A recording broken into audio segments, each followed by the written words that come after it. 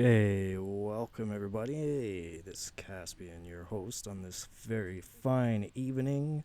Welcome back to the Rogue Transmissions 2024. This is Interviews Volume 2. Today's special guest, Aaron Watson, otherwise known as the Electric Tardigrade on Ghostwork Records. And I see we got some friends in the chat right now. We've got some Rain Resner and some Slater underscore official in the chat saying hi as well. You guys know where it's at. Ghostworkrecords.ca is the place to go to get your links to your favorite artists on Ghostwork Records. We're available on all your major streaming platforms, and we've got fantastic new merch designed by Rain Resner himself in the house this evening. And yeah, if you guys are into some like funkier, darker themes and maybe some construction of some gunpla, I highly recommend checking out Slater and his new channels as well. And yeah, without further ado, this evening in the house, we've got Electric Tardigrade here with us, coming to us from sunny Las Vegas. How you doing, my friend? It's been a very long time. I'm doing well. How could it be sad in Las Vegas? It's funny because I see on Facebook everybody in there like they're bundled up and starting to get cold, and I actually feel weird because I feel like I should be cold because this is my first time out this far, so it's wild. Right, I see. Yeah, and the time zone difference. That's fair. Well, it's Oh yeah, 3 hours from you to me over here yeah, in the national capital of Canada here. And yeah. yeah.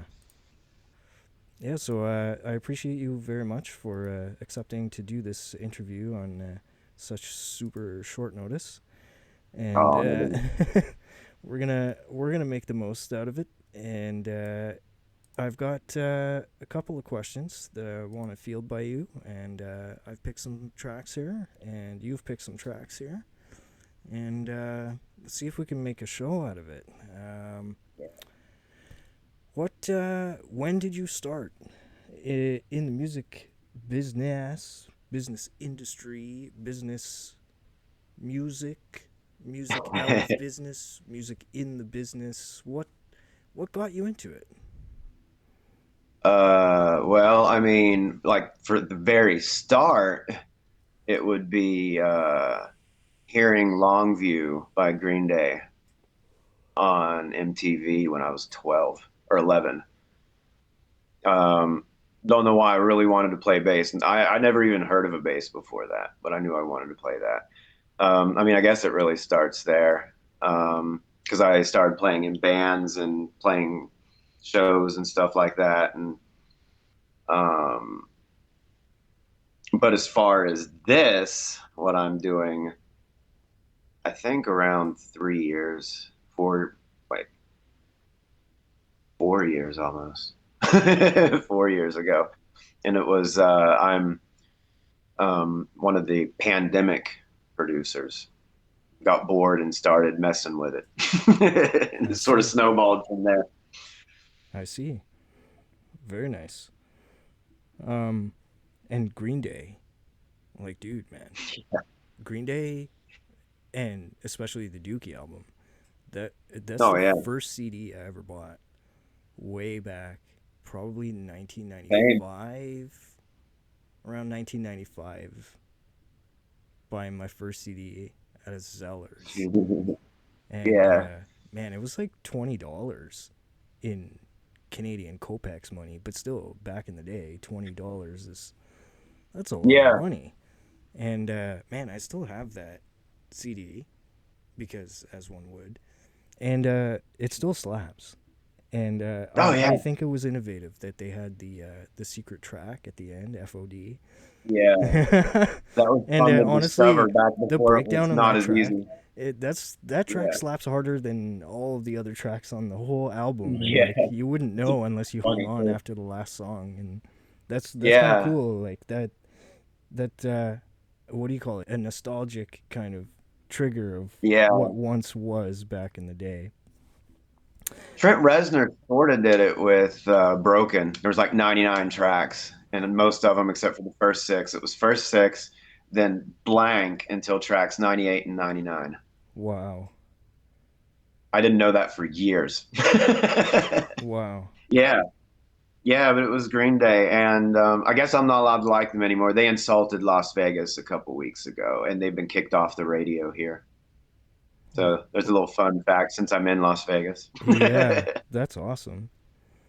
Yeah, it's funny. All right. Well, let's lead right into the first track choice of the evening here. I picked Close to the Edge as my first track. And before I play it, do you want to tell our audience a little bit about the track? Yeah, what I can remember about it, really. Uh, One of the things that I thought was fun about that song, I guess if I narrow it down to fun facts, I wrote it on the computer, um, but we started Ubering, and I was like, I need to get this shit done. And so I bounced the tracks to put onto my iPhone to put into Cubasis, and most of it was mixed. It passed the car test because I did a lot of it messing with it in the car and then brought it in here to like finish the rest of it where it was much more quiet. Um, so yeah, I don't think there's anything else really. I think I used it mostly, except for that part. It was made mostly in Reason, like a bunch of their stock shit. Oh yeah. Wow. Yeah. So It yeah, started though with that intro. The intro, I was playing around with that organy sound, and I was like, "Ooh, I need to make something of this." yeah. So I should tell for the VOD people and later on for the YouTube people. Uh, Reason is a DAW. It's not a toy, although it can look like a toy, and I suppose you Yeah, could treat it like a toy, but it's not a toy. I promise. Reason is like top shelf up there with DAWs. And no, it's it's fantastic. cool because I'm an exclusively pretty much Reason user. I do Harrison Mixbus, but shh. And you as well, and Astral Incantations as well are Oh, cool. Reason aficionados. And yeah, it's pretty unique. I think not very many people use Reason or even know about it or have heard about it. So I think it's Yeah, pretty special that we have a few of us in our little yeah. crew here in our gang that use it. And I'm I'm alone just most of reading the off the time. chat And here. let me guess, rain. Yeah, ends later. Hey Rain, LOL. It's been turning into winter body early this year. Hope you're still into me. It has knobs and beeps. What do you mean? It's not a toy. Oh, Reason, yeah, for sure. All right, I'm gonna let the song play here, and Sure. we'll give our audience a little idea of what can be made in a car while Ubering using Reason. Yeah.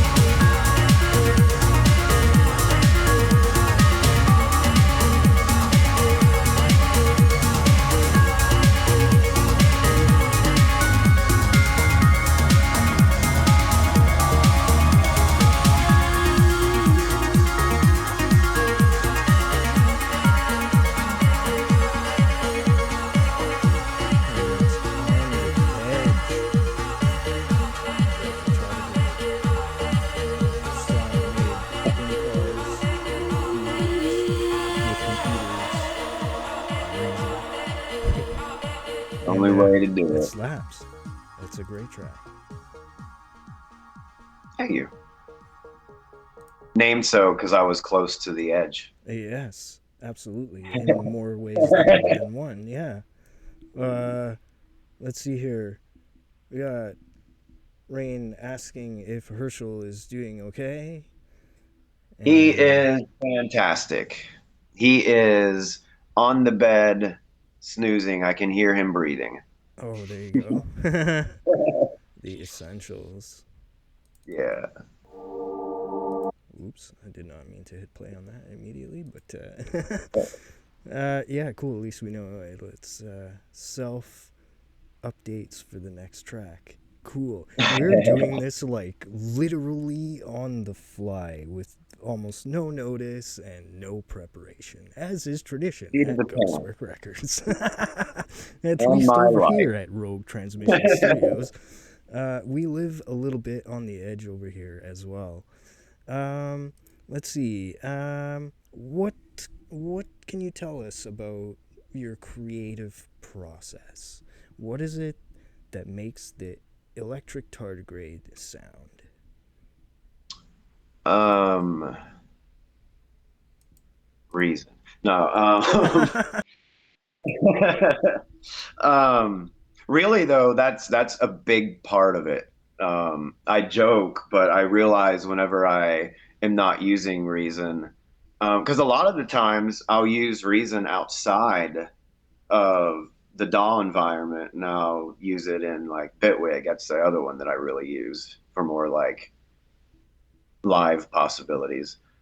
Um, but really, well, it's a little different right now. See, my brain's all over the place. Like it's a That's little all different good. now. Like I'm actually writing very intentional on this next thing I'm working on. Because normally my process is, well, as I said, or as you said, like with everything you're doing, like seat of my pants. Like I'll sit down and I might have an idea about like a genre I'd like to mess around with. And I start with a kick drum. So if it's techno, I have a kick drum on my just the random kick drum sample on my the whatever, what's it called? Holy hell. You have a Kush? You Desktop. is it On a my Kush? desktop. And it's usually Oh, I put it into a drum machine and then lay out the four to the floor kick line because it's way better to listen to than the click track. And then I usually end up going to bass. And usually I say sometimes I feel like the songs write themselves because I'll mess through presets. And whenever I hear something I kind of like the idea of, I'll open up the synth and then I'll be like, I like it, but I like it more if it was like this. And so I just start tweaking stuff. Sometimes it sounds like better, sometimes worse, sometimes completely different. But usually that will be enough to like birth a bass line or something. And then I usually go into like trance almost at that point and just start messing with different things. And uh, usually I start with an 8 bar loop and then I'll sort of like flesh it out in two directions from there. nice. Yeah.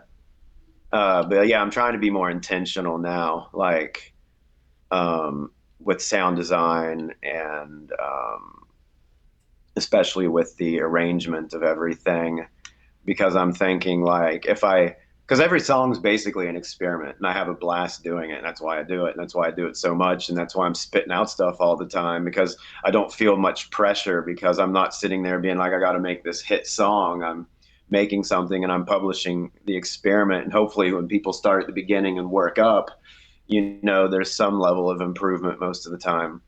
But now I'm trying to think of things and then map it out, see if it can up my game any. Nice. Um, if you had to, let's say, point the finger at an influencer in music, like someone that maybe you look up to or someone that's inspired you to create in a specific way, do you have anything like that? A band or. Trent Reznor.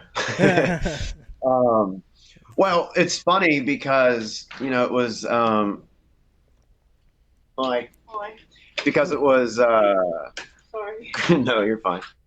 It was Green Day that got me like sort of started, but like whenever I discovered Nine Inch Nails, I was blown away.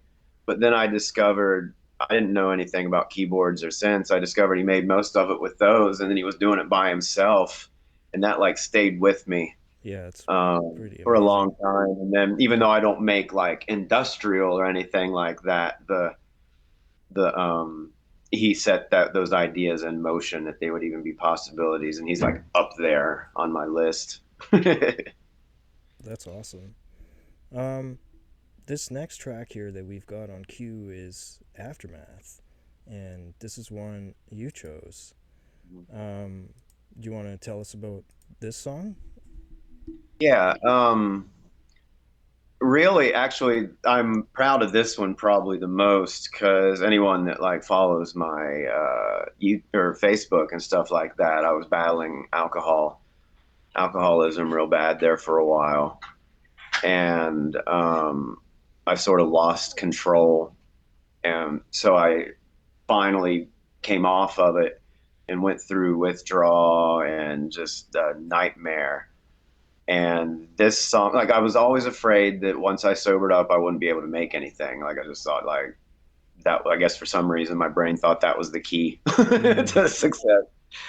But whenever I started leveling out, I was sort of feeling all these different things, and I got into reason, and I just tried to make how I was feeling, and the idea for the name came from like if you're in like a state of psychosis or even addiction, whenever everything clears, I always compared it to like if you were some kind of movie monster in a city block and you burnt everything to the ground, and then as there was stuff smoldering, you snap out of it, and you're like standing there, and you realize that it's all you, and that like now you have to figure out how to like pick it all up. Yes.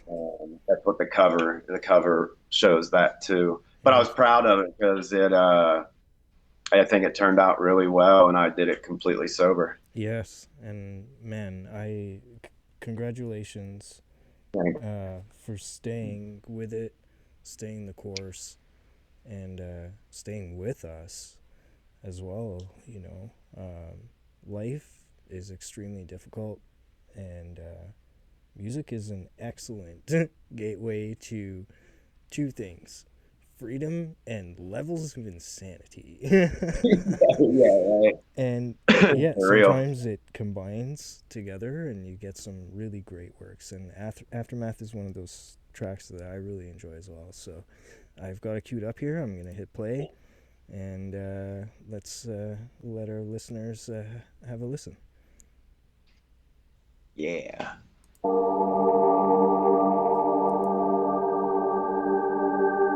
Am I muted yet? Dang it. Oh. Oh. Well, actually, you know what? Like I have anything. As you're playing it, I have this.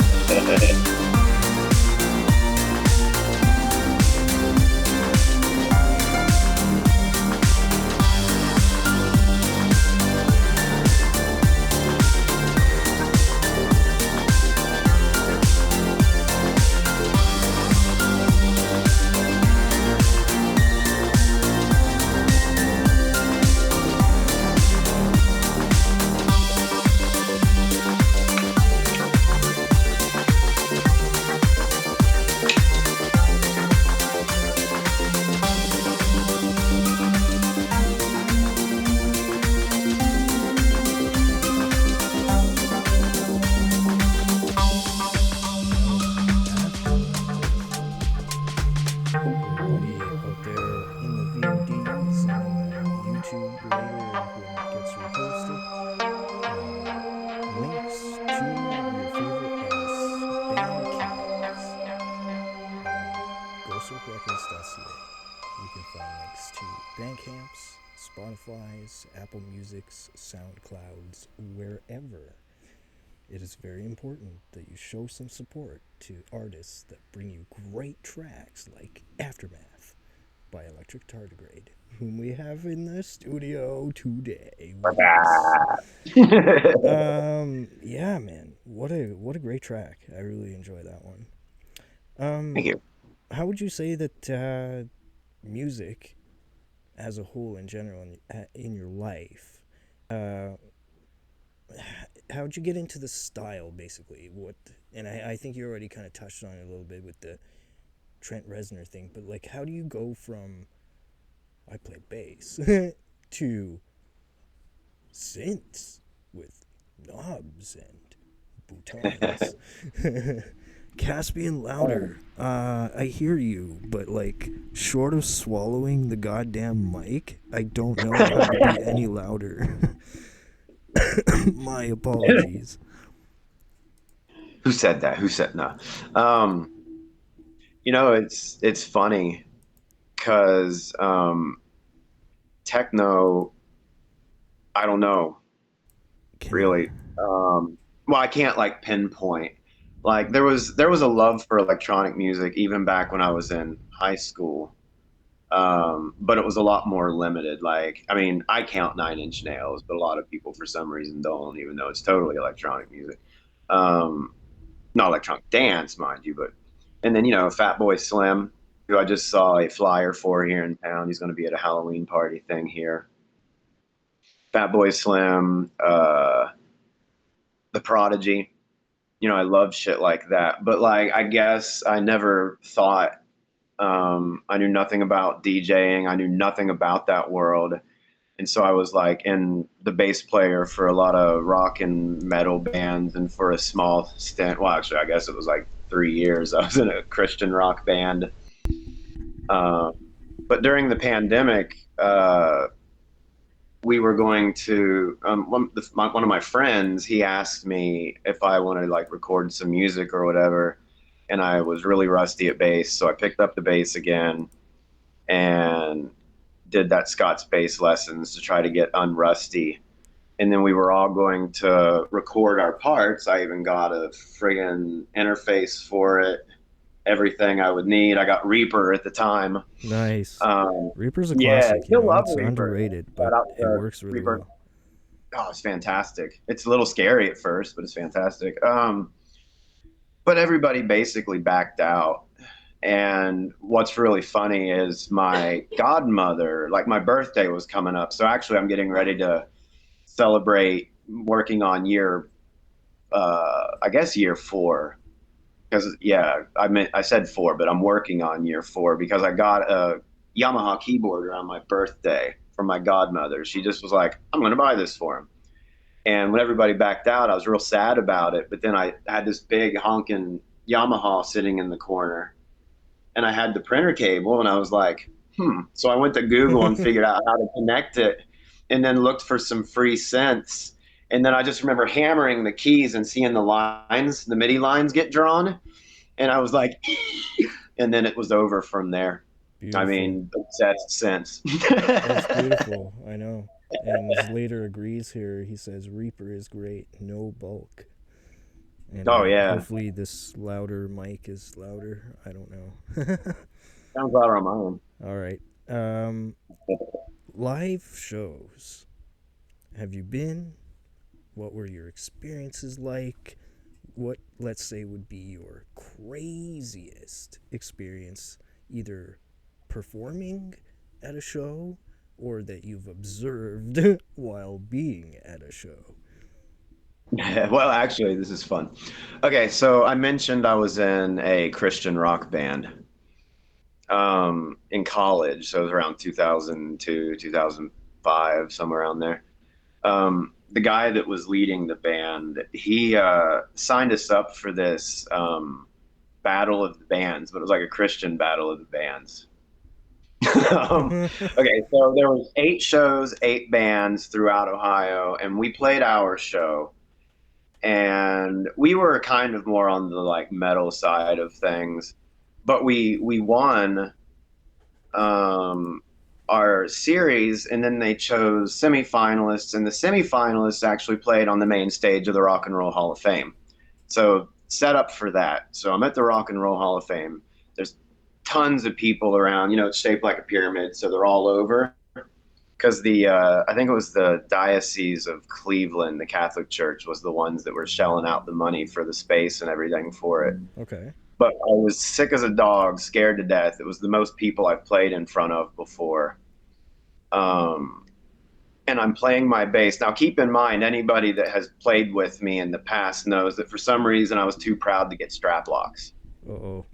Uh Um, oh. and so I'm up on stage in front of all those people, and my strap just snaps off. Why And did I I catch know where it, this was and then I going? have to get on my knee, and I'm playing like I'm in some 80s hair metal band because my strap broke. And then some guy runs up on stage and fixes it for me, and then everybody starts clapping. And I had never wanted to disappear so fast in my life. Oh, I bet that's a And terrible then about experience. 2 hours later, we came in second place for the whole thing, and a ska band beat us.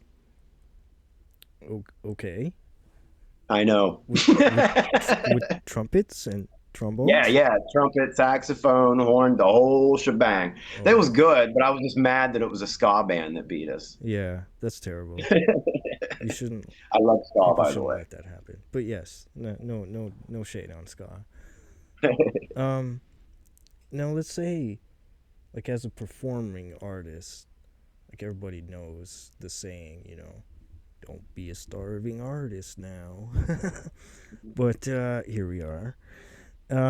What would you say, you know, would be a, some common hurdles, let's say, that you would encounter along the journey that most people would, encounter and just give up? Like, Oh, how do you surmount the unsurmountables?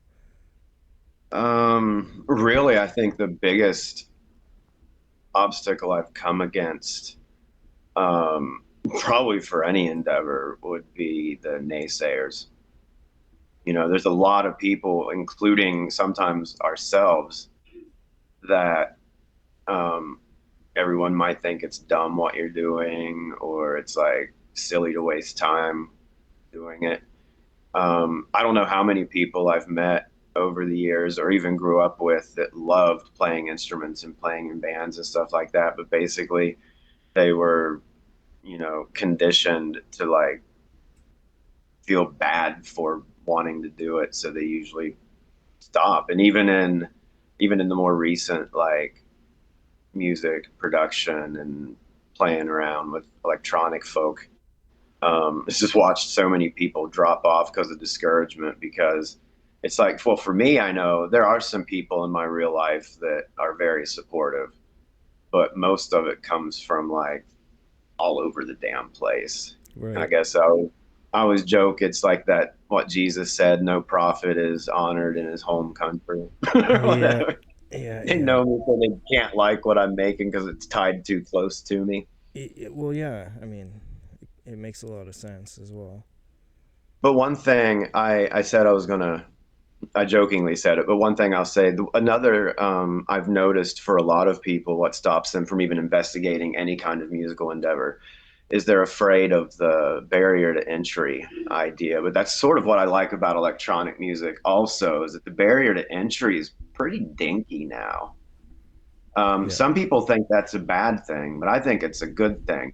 Like if people want to get in on it and they have like an iPhone, there's every month there seems to be better. I mean, Pro Tools is on iPad now, so um, Yeah. there's all kinds of stuff out there that I feel like not listening to the naysayers and using what you have. There's a lot of people like that don't have anybody to play with in a band, but thanks to Band Lab and stuff like that, people can connect anywhere. I've met bands that are nowhere near each other. So Yeah, this is very true.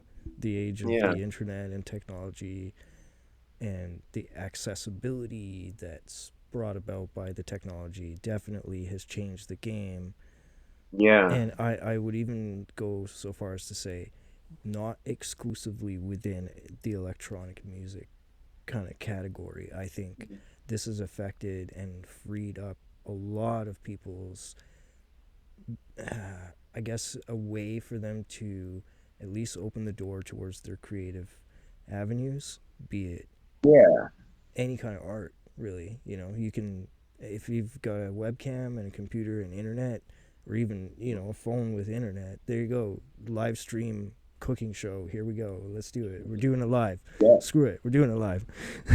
And that's just the way she goes. But then it works because people can relate to that, the spontaneity. And if you're remotely entertaining, then people would be like, hell yeah, I want to watch this. Yeah. Uh, and then, maybe they learn something, maybe they don't, maybe they want to comment and complain and like whatever, it's still engaging. Freedom of speech, this is the only Right, bastion left where we can still do this kind of stuff. right, right. Yeah. um so yeah, I mean, the next song that I had picked out of our pile here was a track called Trinity. And I was really, really drawn in by the artwork for this track, first of all. And secondly, the just the vibe of dance electronic music. Like this is like, yeah, you would want this playing in a club to get people on the floor and having a good time, because Yeah. to me this is what, it kind of exudes this good vibe kind of time. um was there anything that kind of inspired you to come up with Trinity? Were you uh still in vehicles at this time? No. Um, Actually, it's funny because kind of a segue from what we were talking about with the accessibility stuff. The one thing about Trinity that's fun is even if you count like Jade's artwork being made on a device, like a phone, through the like the graphic design programs and stuff, I made Trinity completely in Cubasis. I was so disgusted with sitting at the computer, but I had like all this software on my iPhone. Uh, I wrote it completely in Cubasis, and then I was thinking about bouncing the tracks to the computer to finish it. But I mean, technically, I have everything I need to get everything going there too. So from start to finish, there was no computer involved in that song. That's amazing. It was a lot of it was a lot of experimenting um, with different ideas. Also, I mean, the only thing I could say that like the name came from the fact that it was the first song published in like my third year of doing Wow. it. And you were Yeah, here at Ghostwork. yeah, yeah. Yeah. But I like that song, and I like to point out because sometimes I've talked to people and they're just like, I don't have the means of doing stuff, and I'm like, I made this shit completely on a phone. Yeah. So no Yeah, there's excuses, no no excuses. excuses. Exactly. If you feel inspired and you have even the minimum kind of hardware, like, man, I've Yeah, seen apps on the iStore or whatever, iPlay store, I don't know, where you could like use the microphone in your phone and play ocarina. Yeah, For heaven's yeah. sake, you can play Ocarina on your phone. Just blowing it. There's an app, There's an right? app It's for that. crazy. Yeah, like there's an There's an app app for too that that. you can get This is not. for iPhone that you set it on a table and it turns your table into a tabla. Like it has like a certain filter in it. Like you could play it in the DAW, but you can tap it out and it sounds like a tabla. It's wild. It's It's wild. amazing. All right, Yeah. let me cue up Trinity, and here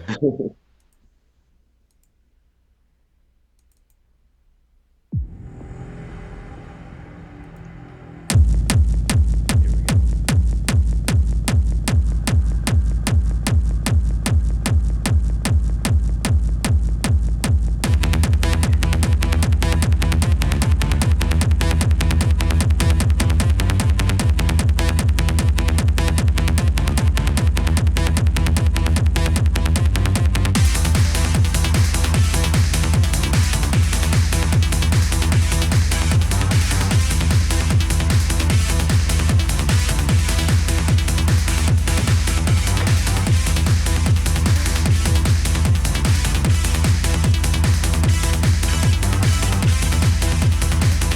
Are you hitting a tabla?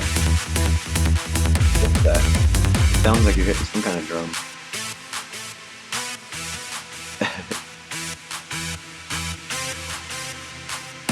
Oh, now I can.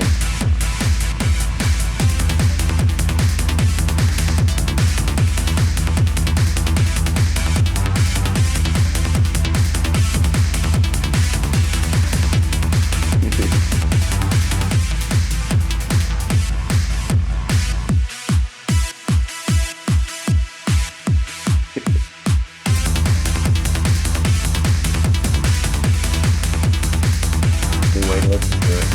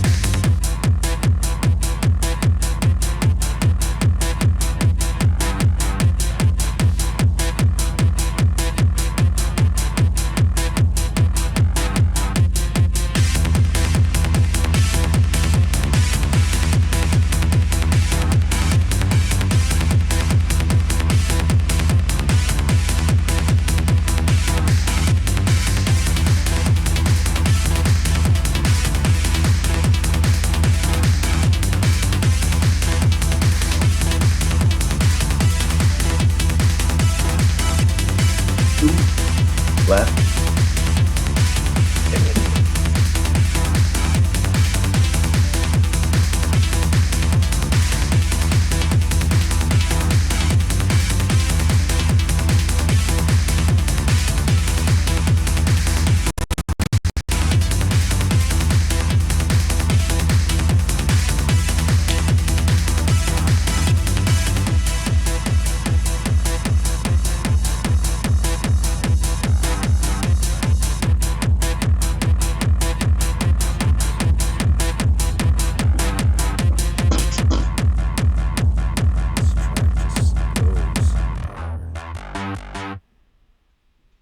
This Not track bad just for a goes phone, hard.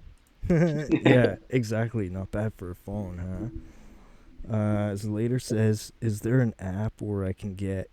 Oh, wait, never mind. Swipe left. Hilarious. That's Um, funny.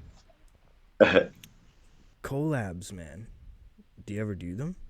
And if you had a bucket list of people you'd like to collab with, who would be on it? Oh God. And I've thought about that a lot.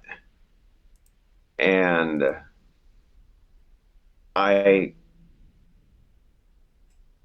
I feel like I would love, even if it wasn't a collab, I wish that I saw this video on YouTube that said why there are no tutorials on Nine Inch Nails music.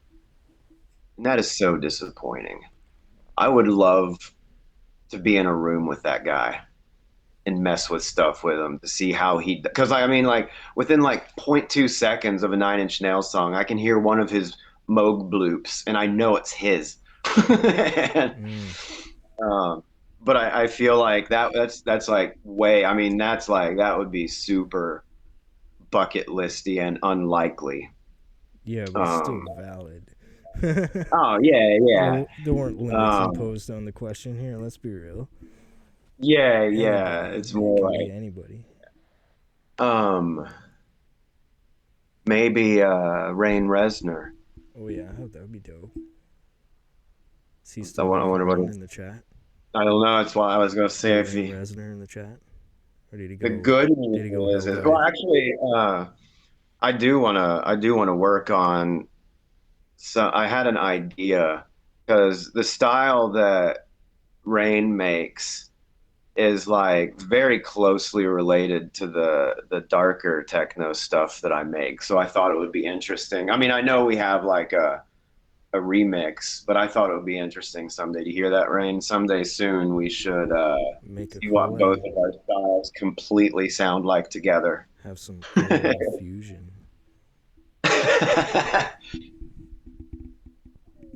Nice, nice. But That's yeah, cool. Well, I think. my other favorite collabs are just the people that walk up to me and say, "Let's do something." And as long as they're patient, because I'm bonkers.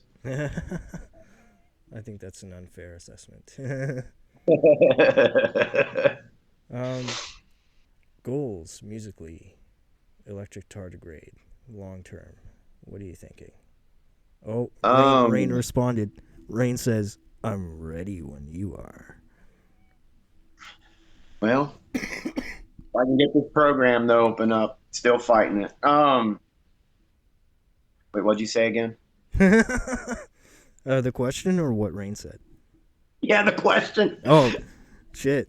Uh, Goals. Oh, gold, gold. Yeah, Long yeah, term thanks. goals for Electric Tardigrade. This year, and I guess like I sort of the year for electric tardigrade is very similar to a fiscal year since they're both in October. So this year, I'm working on, since I'm in the area here. I mean, I know Las Vegas is more like the EDC, huge giant names residency crowds, but I did discover there is a good underground scene here. I'm slowly getting the guts to like join the Facebook group so I could start seeing where everything is. And I'm being more intentional and, because I want to try to get stuff that I would be comfortable and not overwhelmed even playing in like maybe a club setting because I don't want to use a deck, but I want to play out things. And so I'm still trying to piece that together because ultimately I would like to start playing out. So Um, live performance, Electric yeah, yeah, Tardigrade live, Electric Tardigrade, yeah. Electric Makes Tardigrade. me sick to think about it. Oh, But yeah. also, really, just I'm okay with like medium paced momentum. Even maybe to the lower level, lower medium pace momentum. Because like I mean, I would ultimately like to work with people, and I've been trying to figure out what I can do to like score things. More like the biggest part is just lots of little things that would end up making this like feasible. I see. I see. Yeah. Well, Yeah. And that's nothing, why I they're mean, it more really like doesn't get bigger stretch than that. goals, right? Like this, it takes time to build up to these things, and Yeah. I think you know, artists understand that it's more than just time. It's the effort, the sacrifices, and everything that you put into making something happen that Yeah. determines whether it's going to work out or not. So, Yeah. these are lofty goals, and I wish you much success. You're definitely in the right place for things to pop off, so to speak. Yeah. And hey, let's have it, man. That would be amazing. I'd be very proud if you could pull off something as grand as that. Fine. Um, we're basically there's only one question left on my interview at this point. Um, and I've got one last track, and it was your choice. And this track that you chose is "Don't Leave." And man, I remember when you were making this track and the difficulties that you were being faced with, and the opportunities that you gave me to help you work with not only this track but a lot of tracks that you've worked on. I've been able to help you with, and I feel very privileged that you've given me these opportunities. But before we dive into this track here, three three things in your life that you could pass on as saying I'm grateful for, and then three things. Grateful for three things. And hmm, yeah. See, I thought about it and I already, my brain is so fried. No, and that doesn't mean that I'm not, grateful for anything. Um, I mean, obviously, the fam, Jade and the cat, they are ridiculous support in all of this. Herschel's basically a mascot at this point, so but I mean, even for the like day to day bullshit, because I since being diagnosed with borderline personality disorder, I've been working really hard at not being a typical borderline person, which, but even the fact that she's really patient with um, whenever I melt, basically into an electrified puddle. But even within, the music, it's funny because I was actually telling Jade this morning that I'm thankful for you all here, Ghostwork, because when um, I joined up, like there was some things happening that like there were things that were hard to juggle. Things were getting harder to juggle, and I wasn't allowing myself to step away from things. It was very stressful, but you've always been there, and everyone's always been there. You've helped me finish tracks, make sure that my work was. Hell, you made sure my work was passable whenever I was probably had no business mixing or mastering because I was tipsy. So no, am but also just opportunity. Like I'm not saying that I'm staying out in Vegas forever, but I feel like this is a good place because I don't have to deal with the seasonal affective as much out here. Everybody's dealing with fall, but I'm not, or anybody here. But Um, just to be able to figure out what's wrong with me, get everything fixed, but also thanks to the music, have a good time doing it. Yeah, yeah, yeah. We got Rain Resner in the side saying he's proud to be on a label with you, and he says never stop growing. Same, buddy. So later says we'll probably get our kitchen to all contribute on one massive bukkake of a track. Oh yeah, Yeah. that could be the name of the track too. Bukaki. Yeah. Yeah, All you youngins out there, don't Google that. don't um. do it. All right. So before I hit play here on your song "Don't Leave," do you want to anything you want to say about it or? Yeah, just real quick. It's funny because we were in Columbus, wasn't it? It was Columbus. We were still in Columbus, and I was playing through a piddly little speaker, but I didn't feel like wearing any headphones or anything. And I was working in Bitwig, just playing with loops. And whenever I had the 8 bar loop that was built for like the most intense part of the song with like the pump bass, I was like, holy shit, this is the type of music I've been trying to make. It was more of a melodic techno trance bit. But at that point, I was like fucking ecstatic because I had been like hearing this idea in my head, but I wasn't able to translate it. And that was the first time I successfully translated what I was trying to go for.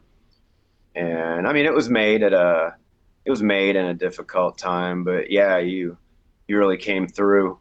So I was able to still put it out on time. And uh, obviously, the song was inspired because or the title was inspired because I was such a freaking mess that like I was like telling her, like, well, yeah, the name of the song. So, oh, is Rain still? Yeah. That's a Herschel. Herschel. Hey, What's up, buddy? kitty. Starting to get grumpy. Welcome. We like cats around here. That's cool. Yeah, he's crazy. There's Rain in the chat going, I love him. Ah. That's He's a awesome. good guy. He's turning into a lap cat. I think that's why he's lurking. He wants to be held. Please love me. All right. Let's play Don't Leave, and then we'll come back for our outro. Sure. All right.